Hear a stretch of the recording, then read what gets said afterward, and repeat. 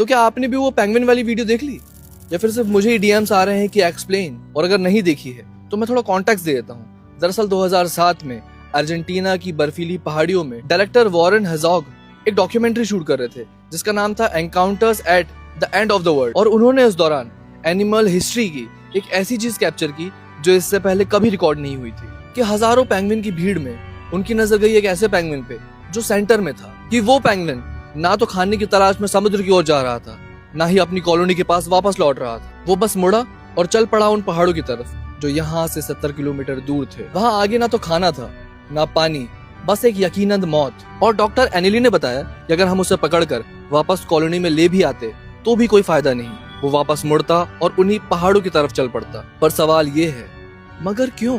देखो, ये एक ओपन एंडेड क्वेश्चन है, इसके हजारों परम्यूटेशन कॉम्बिनेशन सही आंसर्स हो सकते हैं। मैं साइकोलॉजी से संबंधित हूँ तो मैं उसके अकॉर्डिंग अपना आंसर दूंगा, पर मैं चाहूंगा कि आप लोग भी अपनी राय कमेंट सेक्शन में बताओ कि वो इन पहाड़ों पे जा क्यों रहा था, क्योंकि आपका ओपिनियन भी सही हो सकता है। दरअसल 1920 में सिगमंड फ्रॉइड ने किताब लिखी थी बियॉन्ड द प्लेजर प्रिंसिपल। इस किताब में उन्होंने ह्यूमन बिहेवियर को दो अपोजिट फोर्सेस में डिवाइड किया था। पहली होती है इरोस, द लाइफ इंस्टिंक्ट। ये वो फोर्स होती है जो हमें जिंदा रखती है, रिप्रोडक्शन और सर्वाइवल के लिए पुश करती है। और दूसरी होती है थैनाटोस, द डेथ ड्राइव। और ये दूसरी फोर्स ज्यादा डेंजरस है।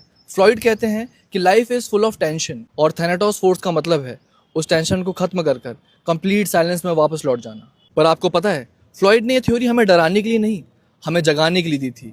ये थ्योरी ये साबित करती है कि जिंदा रहना कोई कोइंसिडेंट नहीं है, ये एक अचीवमेंट है। कि हर सुबह जब आप उठते हो और थैनाटोस फोर्स की आवाज को इग्नोर करके आप काम पर जाते हो, तो आप नेचर की सबसे बड़ी फोर्स को हरा रहे होते हो। उस पेंगुइन के पास शायद कॉन्शियसनेस नहीं थी, इसलिए थैनाटोस फोर्स वहां जीत गई, पर आपके पास है।